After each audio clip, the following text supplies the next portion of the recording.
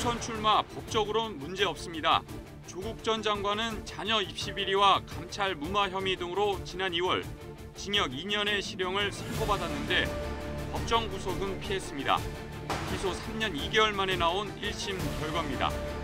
당시 재판부는 조 전 장관이 대학 교수의 지위를 이용해 입시 비리를 저지른 건 동기와 재질이 불량하다며 입시제도 공정성에 대한 사회적 신뢰를 심각하게 훼손해 죄책도 무겁다고 지적했습니다. 어디까지나 1심 결과이니 나중에 확정될 수도 뒤집힐 수도 있습니다. 물론 대법원에서 1심 그대로 확정된다면 총선 출마는 할 수 없습니다. 형기를 마친 뒤에도 피선거권이 오랜 기간 박탈되기 때문인데요. 하지만 지금 재판 진행 속도를 보면 내년 총선 전에 대법원 확정 판결이 나오는 건 불가능합니다. 따라서 출마는 가능합니다. 조 전 장관은 지난해 11월 조국의 법고전 산책을 출간한 이후 전국을 돌며 북콘서트를 통해 지지자들과 만나고 있습니다. 딸인 조민 씨도 자주 등장합니다. 조 전 장관은 총선 출마 여부를 묻는 말에 지금으로서는 말하기 좀 곤란하다고 답했습니다. 부정이 아니라 가능성을 열어둔 것으로 봐야 합니다. 문재인 전 대통령을 만난 뒤에는 좀 더 구체화됐습니다.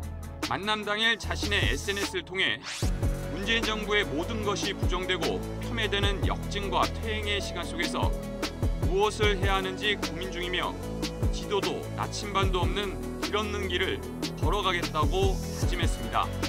할 게 분명히 있는데 쉽지 않은 길이라는 의미입니다. 주변에선 자연스럽게 총선 출마로 해석했습니다.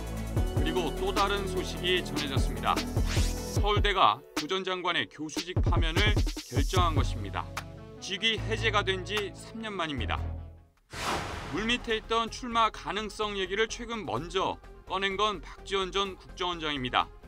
본인 스스로 내년 총선 출마를 결심한 상황에서 조국 조민 부녀의 출마 가능성을 공개적으로 언급했습니다. 역시 타이밍을 아는 정치 구단입니다. 조 전 장관이 문 전 대통령과의 만남을 공개한 이후 출마 가능성이 본격적으로 언급됩니다. 청와대에 함께 있었던 김의겸 더불어민주당 의원은 총선 출마길은 열려 있다고 했습니다.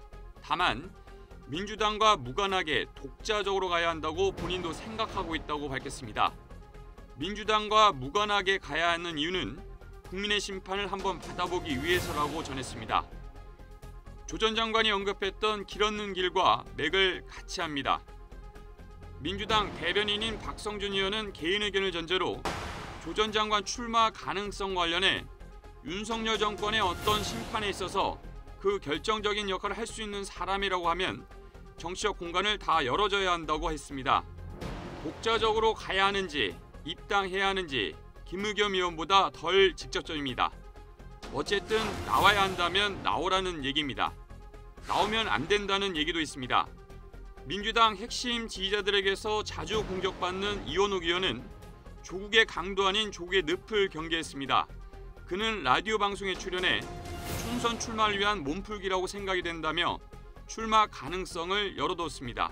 다만 민주당에는 굉장히 큰 리스크로 작용할 가능성이 크고 총선 때 조국의 강이 아닌 조국의 늪에 빠질 가능성도 있다며 출마 반대 입장을 밝혔습니다.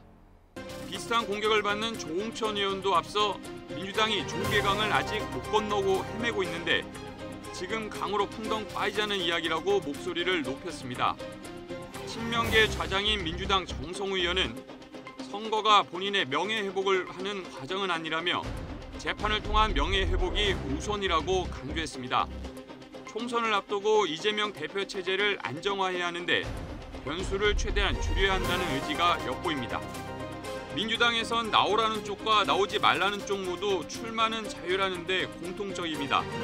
적어도 민주당 이름으로 나서지 않아야 한다는 것도 비슷합니다. 국민의힘에선 대놓고 환영한다는 목소리가 나옵니다. 장희찬 국민의힘 최고위원의 얘긴데요.